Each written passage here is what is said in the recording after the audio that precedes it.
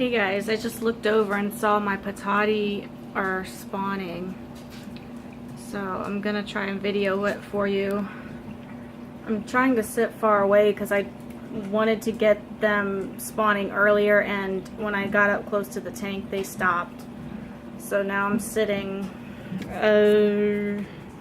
zoom out, I don't know, 4 inches, I'm sorry, 4 feet from the tank. And I'm gonna try to zoom in and see how this video comes out that way. For those of you that don't know what patoti are, they are a mouth-brooding species of betta. They're in the Unimaculata complex, or Unimaculata, I'm not quite sure how you pronounce it, which means they're related to Betta unimaculata, they're related to Betta macrostoma, gladiator, ocellata, maybe 1 or 2 more I'm forgetting. But these guys are ones I've raised. If you've been following me at all on Facebook, you have heard all about these and you're probably sick of them, but I just love them to death. Not only because I raised them, but because they're just a really fun species. And you can see right here the male, who is the one with his head down right now, will wrap the female, and then he will pick up the eggs as she drops the eggs.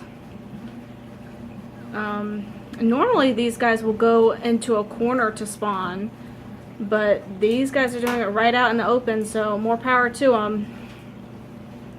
And there's another wrap. These particular 2 have spawned a few times before, but have not yet held the eggs to term, or the male rather has not held the eggs to term yet. Probably due to the fact that there's so many fish in this tank. You can see there's several more patoti.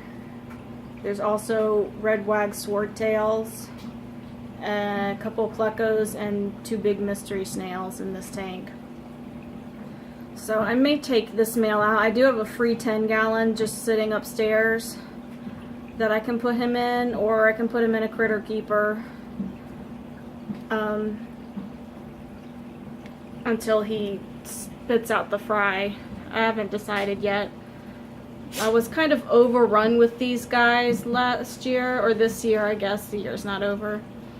I think I produced something close to like 100 of these, maybe more. I called a few. I had several that jumped out of tanks because I would leave the tank open. I'm notoriously bad for forgetting to close my lids after I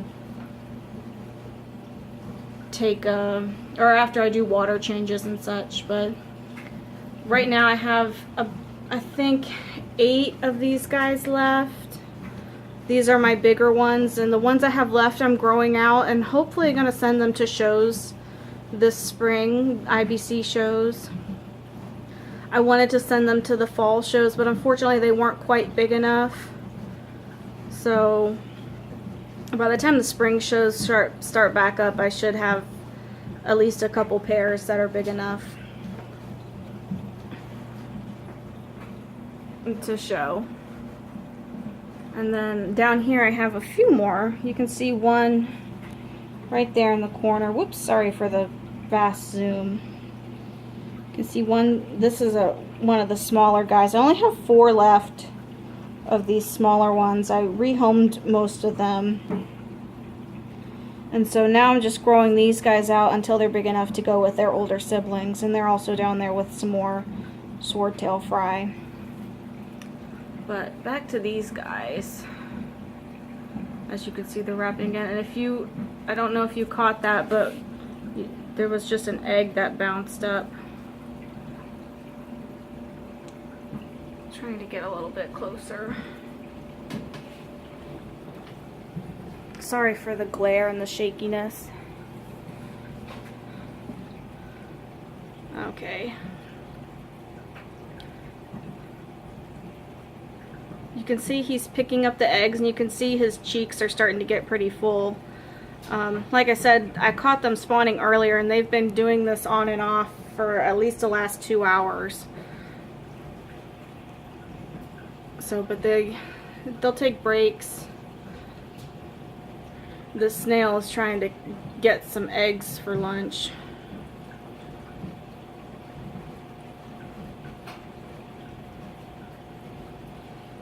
You can see them wrapping again. Move out of the way, Mr. Snail.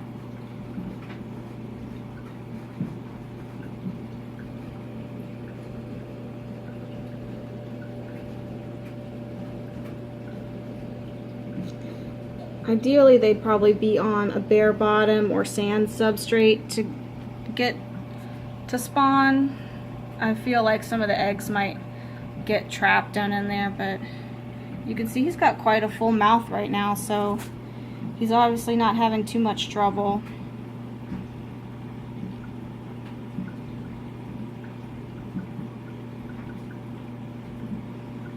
I was hoping that they'd color up a little bit. Normally when they spawn, the male has much brighter breeding colors, but I guess because they're out in the open, they're trying to be a little bit more low-key.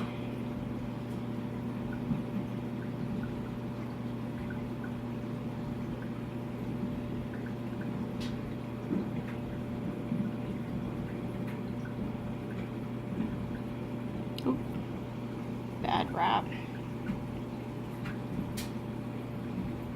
You see he's looking and looking to make sure he hasn't dropped any eggs or missed any eggs.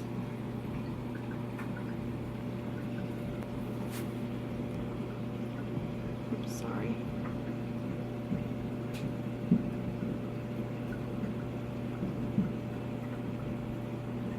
Nope.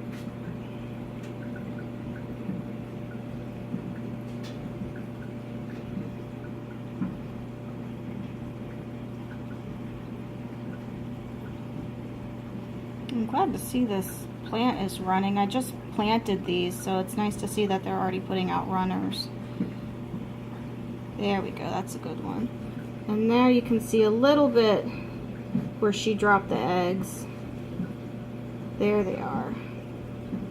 Let's see if I can zoom in a little bit more.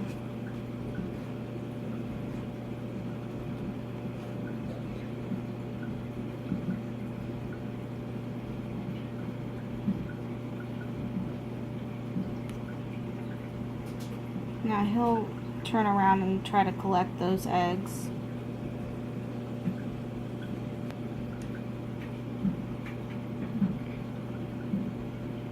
Where are they? These guys are super easy to breed.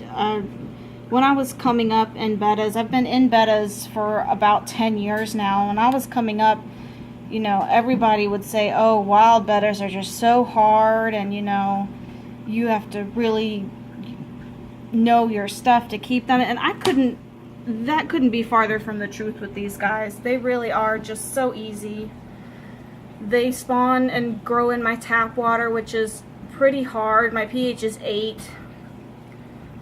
And I don't do anything to their water. It's just straight tap water. I'm sure the pH comes down a little bit with the driftwood and whatnot, but they really have no problem spawning and growing in it. And these are, it's probably pertinent to mention that these have been bred locally for a few generations. I got them from a local breeder who got them from another local breeder. So that's also important. You probably wouldn't get these straight from the wild and put them in hard water, but if you can get US bred wilds, they're usually very hardy, and I find them a lot easier than domestic bettas. These guys don't really get sick.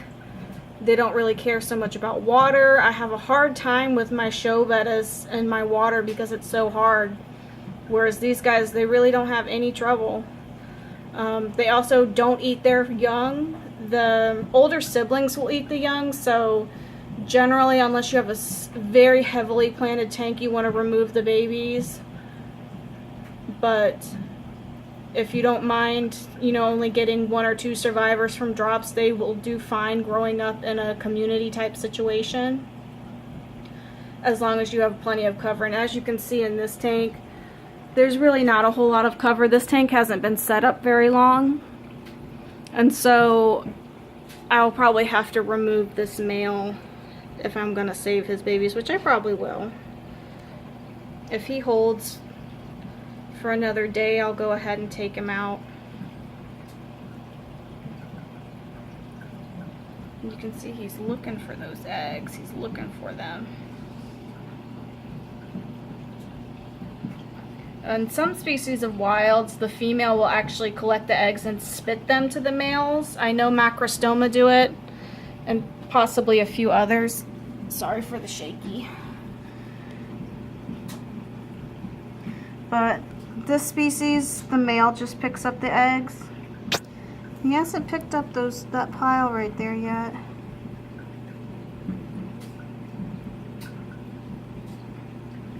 Gonna back up a little bit because I don't want to disrupt them.